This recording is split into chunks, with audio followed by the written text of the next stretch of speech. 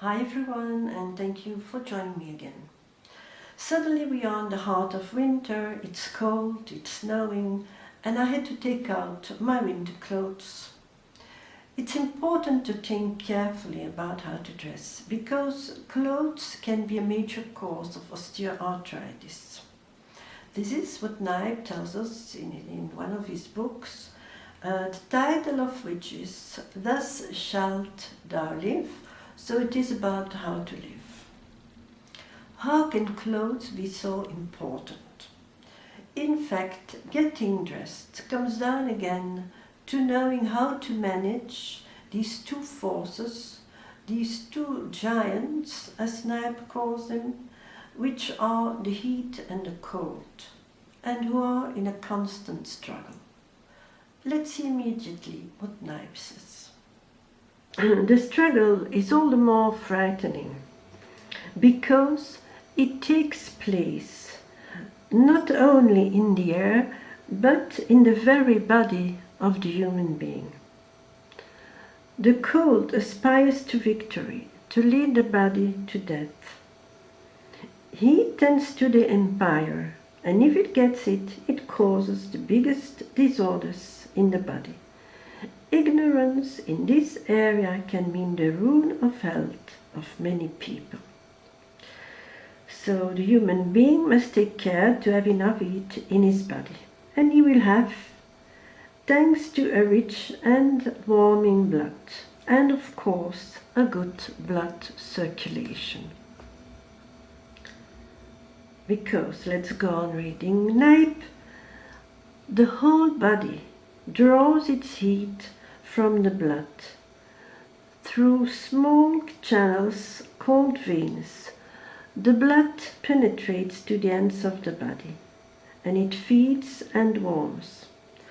Partly diminished, partly refreshed, the blood returns to the heart, and richer and warmer goes back into the veins.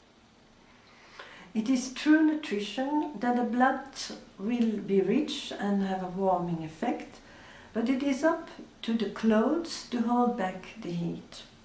So you have to choose clothes that do not let the heat escape and that do not impede the blood circulation, of course. And there's already the rub. And it started precisely at the time of Kneipp, following a change in fashion. What does the change consist of exactly? Kneipp says that cotton and fine wool have replaced the coarse canvas shirt that people wore before, and that so long as people wore the coarse canvas, there were no rheumatism or many other diseases. So it is this change in fashion that has led to a surge in the number of cases of rheumatism, to the point that it has become the evil of the century. We will see immediately Kneipp's criticism of cotton and wool, but let's start by saying the advantages of coarse canvas. How does it retain heat? And how can it prevent and protect against rheumatism? Let's read Kneipp. 50 or 60 years ago, we only knew canvas shirts and only a little bit cotton ones. The poor people wore coarse linen shirts that were sometimes only a little thinner than the thicker one used in the making of the sacks for wheat. These shirts were long enough to cover the legs. They were so wide that they made many folds under the other clothes. The clothes being intended to preserve the heat of the body, such a shirt was therefore quite suitable for this use, since the air was kept warm between its folds. So, since the air was kept warm between its folds. On top of the shirt was another canvas jacket that served the same way as the shirt. Another advantage of coarse canvas mentioned by Kneipp is perspiration is quickly collected and evaporates also very quickly. And finally, such a garment was also good because the shirt acted for the body as a brush and excited it to activity. In other words, it takes care of the skin, brushes the skin, cleans up the dried perspiration, and so on. So this is a simple secret of protection against cold and therefore prevention against osteoarthritis, a layer of hot air held between the folds of a coarse canvas, and on top of which is another garment. Okay, let's now see Kneipp's criticism of cotton and wool. Cotton does not protect against cold, it does not retain heat. On the contrary, it lets escape heat, and in the event of transpiration it cools because it sticks to the skin. Perspiration does not evaporate. And that's why Kneipp says it is kind of a thick wall that cannot hold back the heat nor keep away the cold. As for the wool, especially the fine wool, which was very popular and the time when Kneipp had its practice, if it provides warmth, it is at the expense of the body. In other words, the wool too lets escape the heat. The consequences that ensue. Let's read what Kneipp says. I had many people coming to me with rheumatism and cramps from head to toe. All told me they wore woolen shirts, but this was especially the case for those who complained of cold feet or congestion in the head. In the past, peasants suffering from rheumatism or cramps while working and perspirating a lot were rare, but nowadays the fashion lovers are numerous, and the number of these diseases have become incalculable. I must admit that in the number of patients who came to me, there is not one who has always worn a linen shirt. I do not want to attribute all diseases to the woolen shirt and clothes, but I must say that experience has shown me that this clothing was often the determining cause. And how can woolen clothes produce this result? Here is my answer. The wool touches the skin and develops more heat than the canvas, but it is the body that must provide the material of this heat.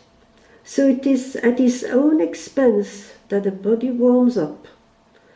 Once the woolen shirt has been warmed up, this heat flows outward.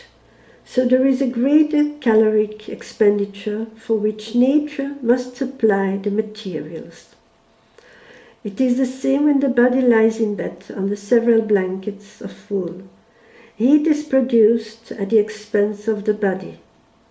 In addition, this excessive heat makes the body more sensitive to cold, and nature weakens by spending all this heat. Rheumatism and cramps. Rheumatism and cramps, here again, will easily result from the transition from free air to a warm room or vice versa.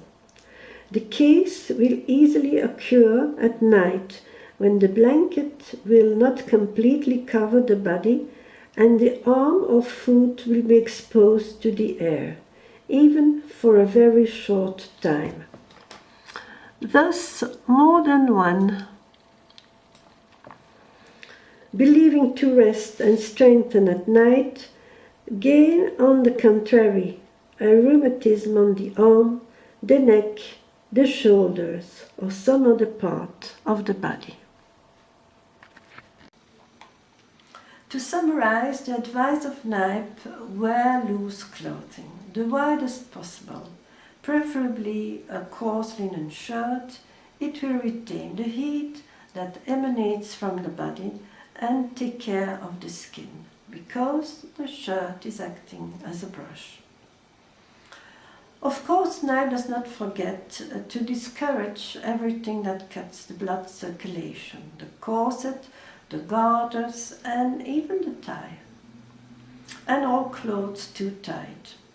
I think especially of nowadays clothes with tight elastics.